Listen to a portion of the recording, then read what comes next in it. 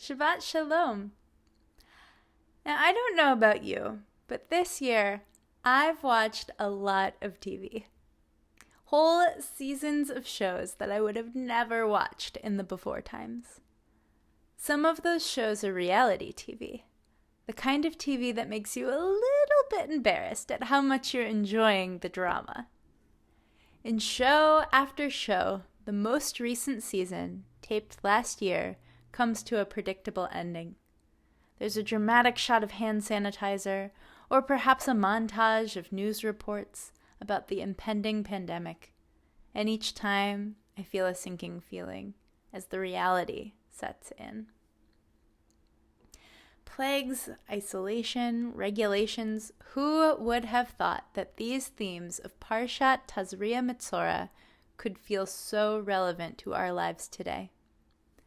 We know all too well the fear of exposure to a contagious virus and the need to isolate those who have been exposed. We know also the fear and stigmatization that comes with infection or even association with infection.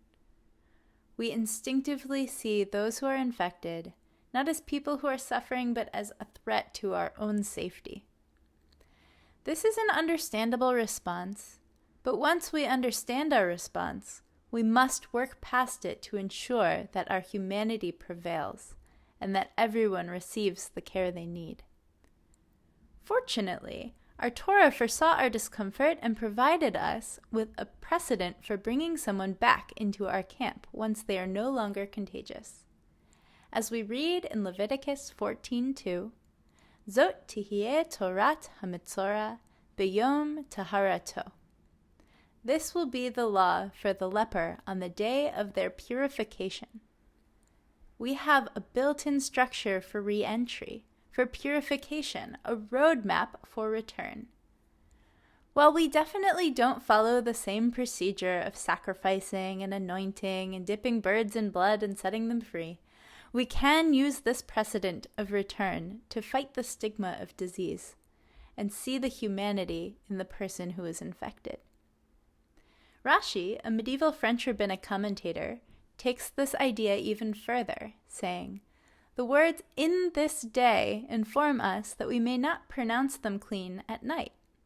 We can interpret Rashi's words to mean that we must bring the person back into camp in the light of day, for all to see. We do not hide the re-entry in shame with the cover of night.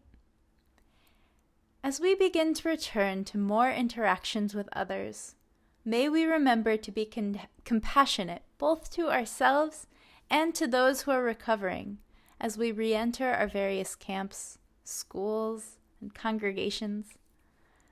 And the filming begins again on our favorite TV shows. May we remember to shed light on our anxieties and stigmas so that we can all move forward together.